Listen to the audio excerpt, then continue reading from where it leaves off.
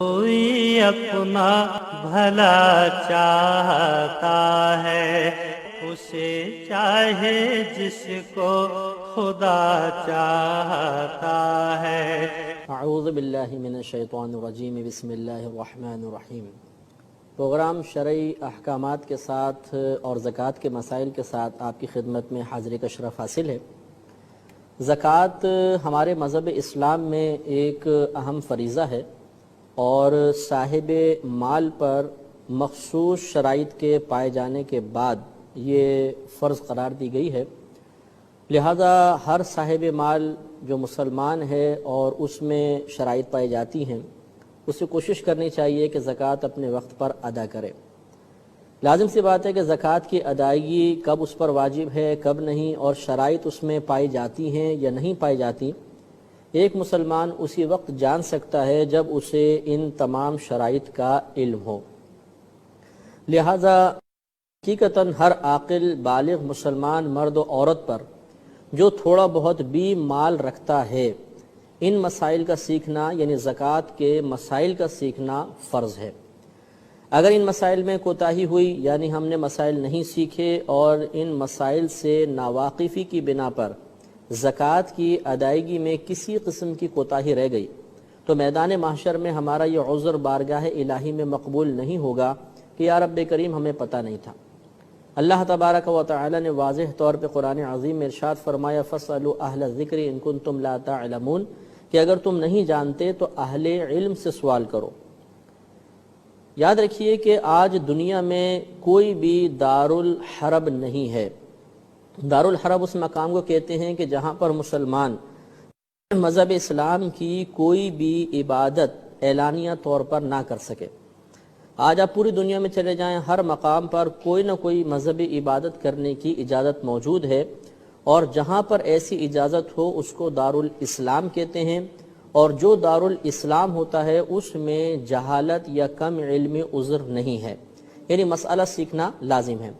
لہذا زکوٰۃ کے مسائل، اس کے بارے میں جمیع تفاصیل، اس کے بعد اپنا محاسبہ اور اس کے بعد زکوٰۃ کی ادائیگی کا عمل اختیار کرنا، یہ سب ہم پر لازم ہے۔ تو ہم سب سے پہلے زکوٰۃ کی تعریف آپ کی خدمت میں عرض کرتے ہیں کہ زکوٰۃ دراصل مال کی مخصوص مقدار پورے ہونے کے بعد اس میں سے ایک مخصوص مقدار نکال کر ایک مخصوص فرد کو اس کا مالک کر دینا ہے، اس طرح کہ دینے والا اپنا نفع بالکل جدا کر لے۔ تو اس تعریف میں آپ نے چند چیزیں دیکھیں۔ ایک یہ کہ مال کی مخصوص مقدار ہوگی، وہ آپ کو بتائی جائے گی، پھر اس میں سے بھی ایک مخصوص مقدار نکالی جائے گی، وہ بھی آپ کو بتائی جائے گی، پھر ایک خاص فرد کو ہی دے سکتے ہیں، اس خاص فرد میں کیا کیا شرائط ہوں گی وہ بتایا جائے گا، پھر اس کو مالک بنانا لازم ہے، اور اس کے بعد اس طرح مالک بنائیں کہ اپنا نفع ہم بالکل جدا کر لیں۔ جب یہ تمام چیزیں پائی جائیں گی تو زکوٰۃ کی ادائیگی مکمل ہو جائے گی۔ یہ تعریف کامل طور پہ اسی وقت سمجھ میں آئے گی جب ہم زکوٰۃ کی شرائط پر تفصیلی کلام کر لیں گے، اور پھر ہمیں معلوم ہوگا کہ اس تعریف کے مطابق زکوٰۃ کی ادائیگی کا کیا مطلب ہے۔ لہذا اس سے پہلے کہ میں زکوٰۃ کی شرائط کی جانب آؤں، پہلے ہم زکوٰۃ کے شرعی حکم پر غور و تفکر کر لیتے ہیں۔ یاد رکھیے کہ جس شخص میں زکوٰۃ کی شرائط پائی جائیں اس پر زکوٰۃ کی ادائیگی فرض ہے، چونکہ اس کی فرضیت قرآن عظیم کی واضح اور قطعی آیات سے ثابت ہے۔ لہٰذا اگر کوئی زکوٰۃ کی ادائیگی کا انکار کرے گا کہ زکوٰۃ ہم پہ فرض نہیں ہے، ہم ادا نہیں کرتے ہیں، یعنی ادائیگی سے انکار کا مطلب ہے فرضیت سے انکار، تو اگر کوئی فرضیت سے انکار کر دے گا تو وہ شخص دائرہ اسلام سے خارج ہو جائے گا۔ اور اگر کوئی ادائیگی میں کوتاہی کا مرتکب ہو کہ زکوٰۃ اس پہ فرض ہو گئی ہے لیکن وہ جان بوجھ کے ڈیلے کر رہا ہے، دیر کرتا ہے، سستی اختیار کرتا ہے، تو ایسا شخص فاسق ہے، فاجر ہے، گناہگار ہے، اور شرعی لحاظ سے اس کی گواہی معتبر نہیں ہے۔ نبی کریم صلی اللہ علیہ وسلم نے ایک طویل حدیث میں ارشاد فرمایا، جس کو امام مسلم رحمۃ اللہ علیہ نے مسلم شریف میں نقل کیا، کہ جو شخص سونے اور چاندی سے اللہ تبارک و تعالی کا حق ادا نہیں کرتا تو برود قیامت یہی سونا اور چاندی ٹکڑوں کی شکل میں لائی جائے گی، اور اسے جہنم کی آگ میں گرم کیا جائے گا، اور پھر ان ٹکڑوں سے قیامت کے دن اس کی پیشانی، اس کی پیٹھ اور اس کے سینے کو داغا جائے گا۔ اب آپ خود سوچ لیں کہ تمام مخلوق کھڑی ہوگی اور اس کے سامنے یہ داغنا ہوگا، اور یہ جہنم کے اندر نہیں ہے، بلکہ نبی کریم صلی اللہ علیہ وسلم نے فرمایا کہ یہ اس دن میں یہ عمل ہوگا جس کی مقدار 50,000 سال کے برابر ہے، اور اس کے بعد اللہ تعالیٰ چاہے تو اس کو جنت میں داخل کر دے اور چاہے تو جہنم میں ڈال دے۔ اس سے معلوم ہوا کہ زکوٰۃ کی ادائیگی نہ کرنے کی بنا پر اگر اللہ تبارک و تعالی ناراض ہوا اور اس نے عذاب میں مبتلا کر دیا تو سب سے پہلا عذاب میدان محشر میں ہی شروع ہو جائے گا، اور اس وقت آدمی سب کے لیے تماشا بن جائے گا۔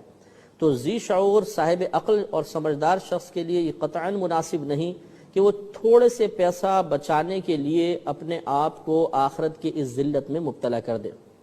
لہذا زکوٰۃ کا حساب کرنا بہت ضروری ہے۔ حضرت ابوبکر صدیق رضی اللہ تعالی عنہ کے دور میں، یعنی جب نبی کریم صلی اللہ علیہ وسلم کا انتقال ہوا تو بعض عرب قبائل نے زکوٰۃ کی فرضیت سے انکار کر دیا تھا، تو حضرت ابوبکر صدیق رضی اللہ تعالی عنہ نے ان کے خلاف باقاعدہ جہاد کیا تھا۔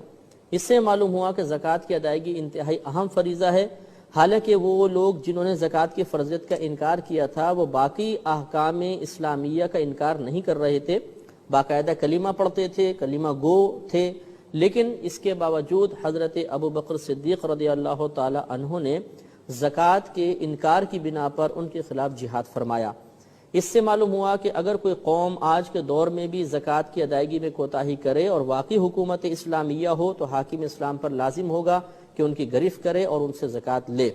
اور اگر کوئی زکوٰۃ کا انکار کرے تو پھر اس کے مطابق شرع احکام کے مطابق اس کے ساتھ معاملہ کیا جائے گا۔ قرآن عظیم میں اللہ تبارک و تعالی نے زکوٰۃ کا واضح طور پہ حکم دے دیا، اقیموا الصلاۃ وآتوا الزکاۃ، کہ نماز قائم کرو اور زکوٰۃ ادا کرو۔ چنانچہ چونکہ آتوا الزکاۃ یہ امر کا صیغہ ہے، اور فقہ حنفی کے روح سے امر جب بھی آتا ہے اگر وہ مطلق ہو، اس کے اندر آگے پیچھے کوئی فوائد کی بات، کوئی مطلب یہ کہ دنیاوی نفع کی بات نہ ہو تو اس کو ہم کہتے ہیں امر مطلق ہے، اور امر مطلق سے وجوب ثابت ہوتا ہے۔ اس سے معلوم ہوا کہ زکوٰۃ ہم پر فرض اور واجب ہے۔ اب میں آپ کی خدمت میں زکوٰۃ کی شرائط کے بارے میں انشاءاللہ کلام عرض کروں گا۔ زکوٰۃ کی بنیادی طور پر 9 شرطیں ہوتی ہیں۔ پہلے اجمالی طور پہ ان 9 شرائط کو آپ سماعت فرمائیں، پھر ان میں سے ہر ایک کی تفصیل اور ان سے متعلقہ ضروری مسائل انشاءاللہ ہم عرض کریں گے، اور اس میں ترتیب اس طریقے سے ہوگی کہ انشاءاللہ ان شرائط کی تفصیل بیان کرنے کے بعد پھر میں آپ کی خدمت میں خلاصہ بیان کروں گا کہ خلاصہ یہ ہوا کہ ان چیزوں پر زکوٰۃ ہوگی، اور اس کے بعد آپ کو زکوٰۃ کا حساب کرنے کا انشاءاللہ مکمل طریقہ بھی عرض کیا جائے گا، لہٰذا پہلے آپ بالکل صبر و تحمل کے ساتھ اس جمیع تفاصیل کو سماعت فرمائیں۔ اس کے بعد انشاءاللہ آپ کو خلاصہ کلام بتایا جائے گا کہ آپ کے مال میں سے کس کس مال پر زکوٰۃ واجب ہے۔ اس مسئلے کو جاننے کے بعد انشاءاللہ آپ اپنے گھر کی ہر چیز کے بارے میں فیصلہ کر سکتے ہیں، اپنے پاس جو مال موجود ہے اس کے بارے میں شرعی حکم معلوم کر سکتے ہیں کہ اس پہ زکوٰۃ بنتی ہے یا نہیں بنتی، اور اس کے بعد انشاءاللہ پھر آپ کو حساب کرنے کا طریقہ بتایا جائے گا کہ اگر آپ کے پاس تجارت کا مال ہے، کیش پیسہ ہے، سونا ہے، چاندی ہے اور دیگر ضروریات زندگی سے زیادہ سامان ہے تو کس طریقے سے ہم حساب کر کے زکوٰۃ کو نکالیں گے۔ لہذا زکوٰۃ کی بنیادی طور پر 9 شرائط ہیں، اور وہ یہ ہیں: نمبر 1 مسلمان ہونا، نمبر 2 بالغ ہونا، نمبر 3 عاقل ہونا یعنی عقل والا ہونا، نمبر 4 مال اس شخص کی ملک میں ہو، نمبر 5 ملک میں ہونے کے ساتھ ساتھ اس پر وہ قابض بھی ہو، اس کے قبضے میں بھی ہو۔ یہ ہو سکتا ہے کہ ایک مال کے ہم مالک کہلائیں لیکن ہمارے قبضے میں نہ ہو، مثال کے طور پہ مال چوری ہو جاتا ہے، اب اس مال کے ہم مالک ہیں لیکن وہ قبضے میں نہیں ہیں، تو اس لیے چوتھی شرط یہ ہوتی ہے کہ آدمی اس مال کا مالک ہو، اور 5واں یہ کہ وہ مال اس کے قبضے میں بھی ہو۔ چھٹی شرط یہ ہوتی ہے کہ جو ہمارے پاس مال ہے جس پر زکوٰۃ بنے گی وہ قرض سے فارغ ہونا چاہیے، یعنی ہم پر کوئی قرضہ وغیرہ نہ ہو، یہ ضروری ہے۔ 7واں یہ کہ وہ جو پیسہ ہے یہ حاجت اصلیہ سے زائد ہونا چاہیے، یعنی پیسے سے مراد جو بھی ہم مال پہ زکوٰۃ ادا کر رہے ہیں یہ مال حاجت اصلیہ سے زائد ہونا چاہیے۔ حاجت اصلیہ کسے کہتے ہیں یہ انشاءاللہ پوری تفصیل ہم آگے عرض کریں گے۔ 8واں وہ مال بڑھنے والا ہونا چاہیے، جس کو شرعی اصطلاح میں مال نامی کہا جاتا ہے، یعنی بڑھنے والا مال، اور نواں یہ کہ اس مال پر پورا 1 سال گزر چکا ہو۔ تو یہ 9 شرطیں ہو گئیں۔ نمبر 1 مسلمان ہونا، نمبر 2 بالغ، نمبر 3 عاقل ہونا، نمبر 4 اس مال کا مالک ہونا، نمبر 5 اس پر قابض ہونا، نمبر 6 جو زکوٰۃ ادا کرنا چاہتا ہے وہ قرض سے فارغ ہو، نمبر 7 وہ مال حاجت اصلیہ سے زائد ہو، نمبر 8 وہ مال بڑھنے والا ہو، اور نمبر 9 اس مال پر پورا 1 سال گزر چکا ہو۔ اب ہم اس کی تفصیل پر آتے ہیں۔ نمبر 1 مسلمان ہونا۔ معلوم یہ ہوا کہ زکوٰۃ فقط مسلمان کے مال پر ہوگی، لہذا اس سے مسئلہ بھی معلوم ہو گیا کہ ایک شخص جو بہت زیادہ مثلا ارب پتی ہے، کروڑ پتی ارب پتی ہے، لیکن کافر ہے، پھر وہ اسلام قبول کرتا ہے، تو جب وہ مسلمان ہوا اس کے بعد اس کا زکوٰۃ کا سال شروع ہوگا۔ زمانہ کفر میں چاہے کتنا ہی اس کے پاس مال تھا، اس پر زکوٰۃ لازم نہیں ہوگی۔ اس کے علاوہ یہ بھی یاد رکھیں کہ چونکہ مسلمان ہونا شرط قرار دے دیا گیا، لہٰذا دارالاسلام میں، جیسے کہ میں نے پہلے آپ کو بتایا کہ پوری دنیا اب تقریباً دارالاسلام ہے، کہیں دارالحرب ہمیں نظر نہیں آتا، لہٰذا اب مسلمان اگر ہے اور اس کے پاس مال موجود ہے تو زکوٰۃ اس پہ بن جائے گی، چاہے اسے زکوٰۃ کی فرضیت کا یا اپنے اوپر زکوٰۃ کے واجب ہونے کا علم ہو یا نہ ہو۔ جیسے ہماری مشاہدے میں اکثر بات آتی ہے کہ گھر کی خواتین ہوتی ہیں، ان پہ زکوٰۃ بن چکی ہوتی ہے، لیکن ایک عام عوامی تصور ہوتا ہے کہ زکوٰۃ تو جی گھر کے سرپرست نکالیں گے، زکوٰۃ تو فلاں بیٹا نکالے گا، اور والدہ سال ہر سال سے زکوٰۃ نہیں نکالتی ہیں۔ تو اگر وہ مسلمان ہیں تو عالم ہونا جاہل ہونا برابر ہے، ہر ایک پر زکوٰۃ واجب ہوگی، کسی کی جہالت کی بنا پر زکوٰۃ کی فرضیت ساقط نہیں ہو سکتی ہے۔ اس کے بعد بالغ ہونا اور عاقل ہونا۔ بلوغت آپ کو معلوم ہے، ہم نے پہلے بھی بارہا مختلف پروگرامز میں اس کی تعریف عرض کی کہ لڑکے کے لیے بالغ ہونے کی عمر 12 سے 15 سال کے درمیان ہے۔ جب 12 سے 15 سال کے درمیان اس کو احتلام وغیرہ ہو جائے یا دیگر آثار بلوغت ظاہر ہو جائیں تو وہ بالغ ہو جائے گا، اور اگر یہ آثار ظاہر نہیں ہوئے، اسے احتلام ہونا یاد نہیں، تو 15 سال کے بعد ہم اسے بالغ ہونے کا حکم دے دیں گے۔ اور لڑکی میں بلوغت کی عمر 9 سے 15 سال کے درمیان ہوتی ہے۔ اس دوران جب کبھی اسے حیض آ جائے یا اس کو احتلام وغیرہ ہو جائے یا دیگر آثار بلوغت ظاہر ہو جائے، وہ بالغہ کہلائے گی، اور اگر اسے بھی ان چیزوں کے بارے میں علم نہیں ہے یا ایسے واقعات ظہور پذیر نہیں ہوئے تو 15 سال کے بعد ہم اسے بالغ ہونے کا حکم دے دیں گے۔ لہذا بالغ ہونا یہ ضروری ہے۔ نابالغ پر زکوٰۃ واجب نہیں ہوتی، چاہے وہ کروڑوں پتی ہی کیوں نہ ہو۔ مثال کے طور پہ ایک نابالغ بچہ، اس کے دادا کا انتقال ہوا اور دادا کے ترکے میں سے اسے ہزارہ روپے مل گئے، تو اس بچے پہ کوئی زکوٰۃ واجب نہیں ہوگی، کیونکہ جب تک آدمی بالغ نہ ہو اس پر زکوٰۃ لازم نہیں ہوتی ہے۔ اسی طرح عاقل ہونا، صاحب عقل ہونا بھی لازم ہے۔ لہذا معلوم ہوا کہ مجنون اور پاگل چاہے کتنا ہی مالدار کیوں نہ ہو، اس پر بھی زکوٰۃ لازم نہیں ہوگی۔ چوتھی شرط ہم نے بتائی تھی کہ جو مال ہے بقدر نصاب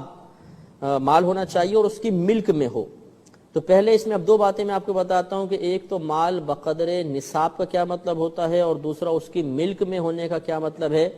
تو یہ انشاءاللہ جب آگے تفصیل اور بھی آئے گی، لیکن یہ یاد رکھیے کہ مثلا اگر کسی کے پاس سونا ہے تو 7.5 تولہ سونا یہ ایک ایسی مقدار ہے کہ جس کے پاس یہ مقدار ہو اور اس پر سال گزر جائے تو زکوٰۃ واجب ہو جاتی ہے۔ تو مال کی وہ مقدار کہ جو سال بھر تک ہمارے پاس رہے تو زکوٰۃ لازم ہو جائے، اسے مقدار نصاب کہتے ہیں۔ لہذا سونے کی نصاب کی مقدار 7.5 تولہ وزن ہے۔ چاندی کے اندر 52.5 تولہ چاندی یہ مقدار نصاب ہے۔ اگر کیش پیسہ وغیرہ آپ کے پاس ہے، نوٹ وغیرہ ہیں، تو ہم یہ دیکھیں گے کہ اگر اتنے نوٹ ہوئے جس سے 52.5 تولہ چاندی خریدی جا سکتی ہو، اور یہ تقریباً 9,500 10,000 تک کیش بنتا ہے، کیونکہ چاندی کے ریٹ اوپر نیچے ہوتے رہتے ہیں، لہٰذا ہم کوئی ایکوریٹ تو مطلب مقدار نہیں بتا سکتے، لیکن اتنا ضرور ہے کہ آپ اگر سنار سے معلوم کر لیں،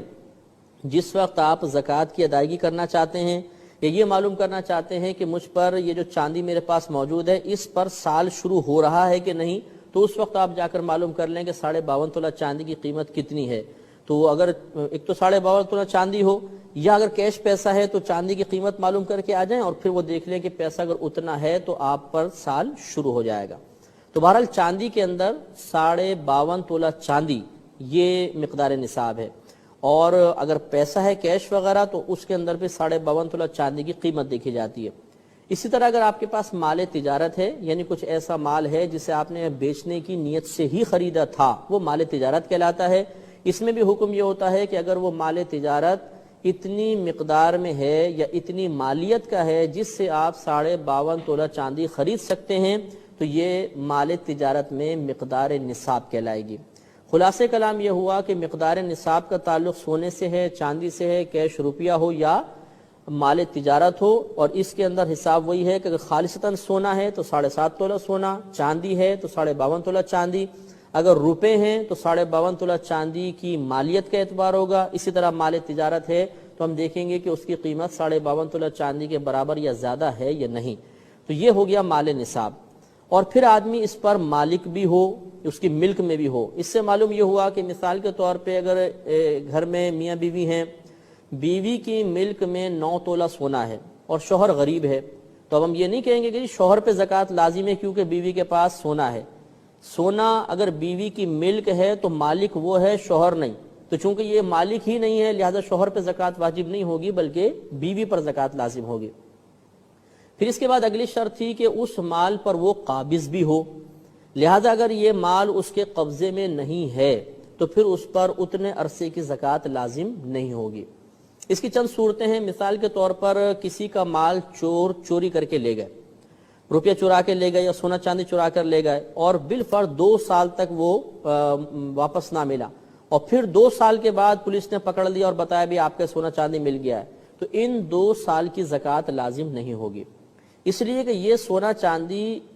اس شخص کی ملک تو کہلائے گی، یہ اس کا مالک تو ہے، لیکن یہ مکمل طور پہ اس پہ قابض نہیں ہے، اس کے قبضے میں مال نہیں رہا، لہذا اس پر زکوٰۃ لازم نہیں ہے۔ اسی طریقے سے مثال کے طور پہ دریا میں یا سمندر میں کوئی چیز گر گئی اور پھر وہ 1-1.5 سال بعد مثلا نکلی، تو اتنے عرصے کی زکوٰۃ اس پر لازم نہیں ہوگی کیونکہ اس کے پاس کوئی ایسا ذریعہ نہیں تھا کہ وہ اس پہ مکمل طور پہ قبضہ کرتا۔ اسی طریقے سے مکمل طور پہ قابض نہ ہونے کی ایک صورت یہ بیان کی گئی ہے کہ ہم نے کسی کے پاس امانت رکھوائی اور پھر ہم خود بھول گئے کہ کس کے پاس رکھوائی تھی۔ اب مثلا 1 سال گزر گیا، 2 سال گزر گیا، پھر یاد آیا اچھا فلاں کے پاس کچھ مال رکھوایا تھا، تو اب ہم اگر وہ مال لے لیں گے تو چونکہ درمیان میں ہم مکمل طور پہ بھول چکے تھے کہ کس کے پاس امانت رکھوائی تھی، لہذا یہ بالکل ایسا ہوگا جیسے اس مال پر ہمارا قبضہ نہیں رہا، لہذا اس سالوں کی زکوٰۃ واجب نہیں ہوگی۔ اسی طریقے سے اگر ہم نے کسی کو قرضہ دیا تھا اور اس شخص نے جس نے قرض لیا ہے اس قرض کا انکار کر دیا کہ بھئی میرے پاس تو نہیں ہے، تم نے مجھے دیا ہی نہیں ہے،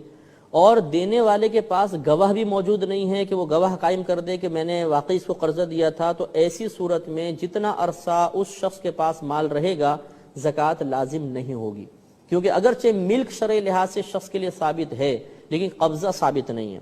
تو معلوم ہوا کہ قبضہ 2 طرح کا ہوتا ہے، ایک حقیقتاً قبضہ کہ مال ہمارے ملک میں ہو، اور ایک حکماً قبضہ، وہ یہ کہ کسی لحاظ سے کوئی شخص اقرار کر رہا ہو کہ ہاں یہ مال آپ ہی کا ہے چاہے حقیقتاً ہمارے پاس قبضہ نہ ہو،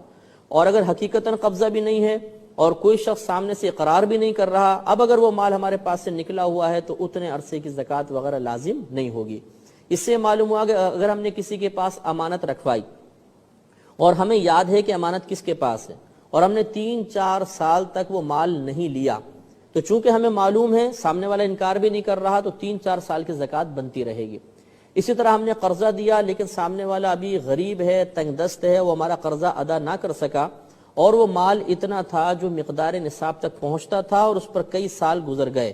تو جب تک قبضے میں نہیں آئے گا اس وقت تک زکوٰۃ کی ادائیگی تو لازم نہیں ہوگی لیکن زکوٰۃ بنتی رہے گی، سال بہ سال بنتی رہے گی۔ جب وہ مال قبضے میں آ جائے گا اس کے بعد اس زکوٰۃ کی ادائیگی لازم ہوگی، لیکن چونکہ یہاں پر مکمل حقیقتاً قبضے میں آنے سے پہلے ہی حکماً قبضہ پایا جا رہا ہے کہ سامنے والا اقرار کر رہا ہے، لہذا زکوٰۃ بنتی تو رہے گی، ادائیگی اس کی اس وقت لازم ہوتی ہے جب حقیقتاً ہمیں قبضہ حاصل ہو جاتا ہے۔ ایک بات یہ بھی یاد رکھیں کہ بسا اوقات ہم کسی سے قرضہ لیتے ہیں، سامنے والا شخص کہتا ہے کہ آپ بطور ضمانت اپنا کچھ مال میرے پاس رکھوائیں تاکہ اگر آپ قرضہ ادا نہیں کر سکے تو میں آپ کی وہ چیز بیچ کر اپنا قرضہ وصول کر لوں. اس معاملے کو رہن کہتے ہیں. تو بعض اوقات ہم چیز رہن رکھوا دیتے ہیں، یعنی قرضہ لیتے ہیں اور بطور ضمانت کوئی شے رکھوا دی. یہ جو شے رکھوائی ہے اس کو مرہون شے کہتے ہیں، مرہون. تو یاد رکھیں کہ مرہون شے کی زکوٰۃ نہ رکھوانے والے پر ہے نہ اس رکھنے والے پر ہے، چاہے کئی سال گزر جائیں. شے مرہون پر زکوٰۃ لازم نہیں ہوتی، زکوٰۃ بنتی ہی نہیں ہے. لہذا اگر 2 سال 3 سال 4 سال تک وہ کسی کی ملک میں رہی، پھر اس مالک نے واپس لے لی، قبضہ کر لیا، تو 3-4 سال کی زکوٰۃ نہیں بنے گی. اور ایسا بھی نہیں ہے کہ ہم یہ کہیں کہ اب مال چھڑا لیا ہے آپ نے، یہ مال آپ کے قبضے میں آ گیا تو سال بہ سال زکوٰۃ بنتی رہی ہے، اب ادا کر دیں. نہیں، وہ زکوٰۃ بنے گی ہی نہیں. ایک مسئلہ یہ یاد رکھیں کہ بسا اوقات ایسا ہوتا ہے کہ ہم کچھ جیسے تجار حضرات ہوتے ہیں، بزنس کرنے والے ہوتے ہیں، کہ کچھ مال خریدتے ہیں اور وہ مال ان کے قبضے میں نہیں آتا.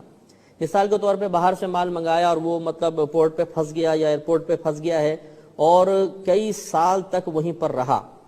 اب ہم نے چیز خرید لی تو ہم اس کے مالک تو ہو گئے، لیکن مکمل طور پہ ہمارے قبضے میں نہیں آ رہی، بلکہ وہ ایک مقام پر رکی ہوئی ہے. تو اس صورت میں بھی یاد رکھیے کہ چونکہ ہمارے ملک میں آ چکی ہے، حقیقتاً قبضہ نہیں ہے اور کوئی ہماری طرف سے اس ملک کا انکار بھی نہیں کر رہا، لہذا سال بہ سال زکوٰۃ بنتی رہے گی. ہاں، ادائیگی اس وقت واجب ہوگی جب یہ مال مکمل طور پہ ہمارے قبضے میں آئے گا. تو معلوم ہوا کہ اگر کسی کا بندرگاہ وغیرہ پہ مال پھنسا ہوا ہے اور کئی سال تک پھنسا رہا تو یہ مال تجارت اگر ہے تو اس مال تجارت پر سال بہ سال زکوٰۃ بنتی رہے گی. ادائیگی اس وقت واجب ہوگی جب یہ مکمل طور پہ مال ہمارے قبضے میں آ جائے گا.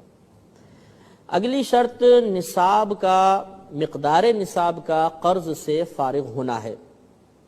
یاد رکھیے کہ ایک شخص مثلا مالک نصاب ہے، اس کے پاس اتنا مال موجود ہے کہ اس پہ زکوٰۃ لازم ہو جاتی ہے، لیکن اس پر اتنا قرضہ بھی ہے کہ اگر وہ قرضہ ادا کر دے تو پھر یہ ملک نصاب، مقدار نصاب باقی نہیں رہے گی، تو اس پہ زکوٰۃ لازم نہیں ہے. مثال کے طور پر اس کے پاس کچھ پیسہ ہے، مثال کے طور پہ 20,000 روپے ہیں. اب اس سے 52.5 تولہ چاندی آرام سے آ سکتی ہے اور اس پہ پورا سال بھی گزر گیا، لیکن سال تمام ہونے سے پہلے اس کے پاس اس پہ اتنا قرضہ تھا، مثال کے طور پہ 1 لاکھ 2 لاکھ روپے قرضہ ہے. تو اب 20,000 روپے پہ اگرچہ سال گزرا لیکن ساتھ ساتھ اس پہ لاکھوں روپے قرضہ بھی ہے،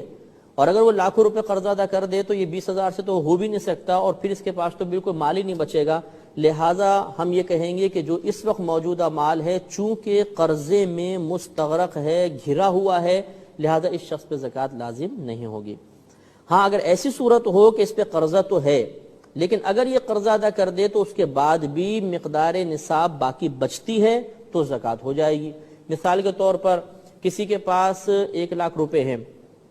اس پہ سال گزرا اور اس کے اوپر 25,000 روپے قرضہ ہے. اب سال گزر جانے کے بعد اگر اس 1 لاکھ میں سے بالفضل 25,000 نکال بھی دیتا ہے تو پھر بھی 75,000 بچے، تو اس کے پاس ملک نصاب تو پھر بھی، مقدار نصاب تو پھر بھی بچ گئی، اس کو ملک نصاب حاصل ہے، لہٰذا اس پر زکوٰۃ لازم ہو جائے گی. اب چونکہ ہمارے پروگرام کا وقت تقریباً ختم ہو چکا ہے تو انشاءاللہ تعالی بقیہ شرائط پر اور اس کے بعد بقیہ مسائل پر آئندہ پروگرام میں ہم کلام کریں گے. اس وقت تک کے لیے اجازت مرحمت فرمائیں. وآخر دعوانا ان الحمدللہ رب العالمین.